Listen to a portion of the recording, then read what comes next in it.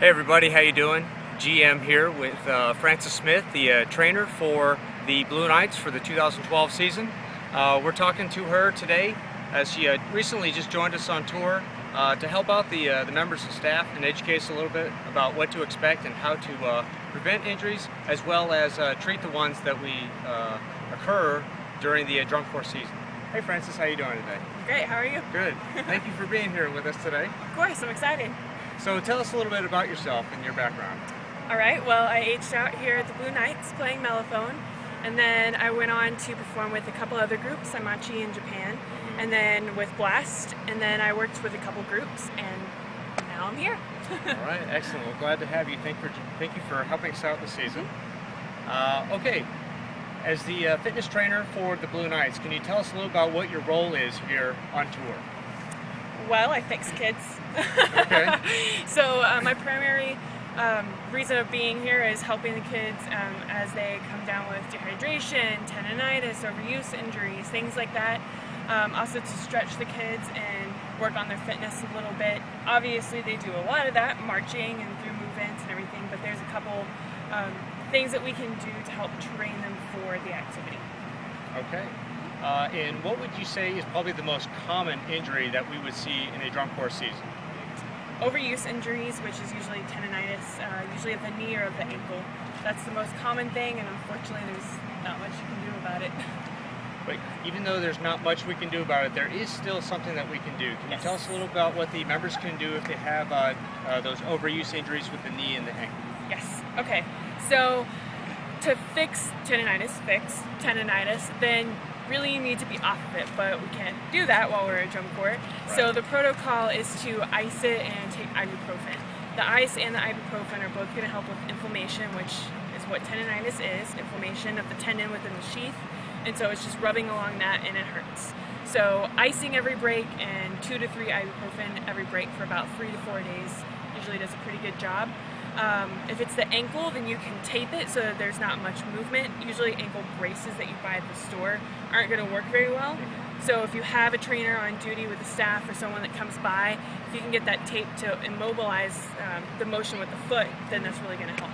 Okay. Earlier you had talked about how there may be some ways to prevent some injuries, such as stretching and through calisthenics. Can you tell us a little about the prevention side of things when it comes to injuries and dealing with the drum corps tour? Yeah, a lot of injuries are what people think are injuries. Pains in the knee, a lot of pain in the calves usually comes from tight muscles. So a lot of people will have a pain at the top of their knee, and that's really just from their quad or their hip flexor being super tight. So we can do some more stretching there. A lot of Achilles tendonitis and ankle problems come from the calves being too tight. Plantar fasciitis, which is a pain in the bottom of the foot, also comes from calves being too tight. So if members are proactive about it and stretch at the end of the day before they go to sleep during move-ins or after a show or something like that, then they're really going to see a reduction in the pain or just the injury itself. Okay. Now that's during the tour. What could a prospective person who wants to join drum corps, what can they do in the off season to prepare themselves for the camps and the auditions before they even go on tour? How can they build their body up and physically and mentally prepare themselves for the rigors of drum corps? Move. Move. Okay. I mean, a lot of people that are coming into drum corps, they are college students or they just graduated high school, and so they're just sitting around and they think that they're going to get into shape whenever they get to move in. So really just moving, get outside, run, lift weights, do something, ride your bike, it doesn't matter. Like, if you go from sitting down and doing nothing and then you go to move-ins and your body's going to freak out, it doesn't know what to do with that. So just moving at all, trying to eat a little bit healthier, get your body used to the movement. If you have the ability to wake up a little bit earlier and kind of get on a schedule, wake up and exercise right away, that's really going to prepare your body for the rigors it's about to go through. Excellent. Finally, we'd like to wrap up with, tell us about what you're doing these days outside of drum corps with your professional life. All right, I am finishing up my master's in kinesiology at the University of Texas. So I got 3 classes left, almost done. And then I also do online nutrition and diet plans for anybody that wants one.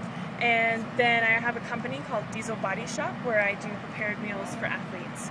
So it's either based on a specific diet that they've been given or to help them reach their goals of weight loss, endurance, building muscle, things like that.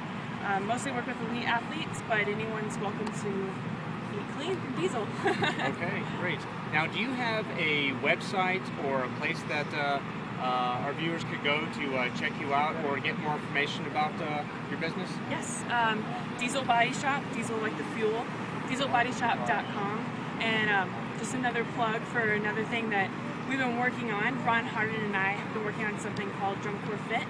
Okay. And it's basically offering a lot of information to kids that want to either look like they march Drum Corps or actually get fit for Drum Corps.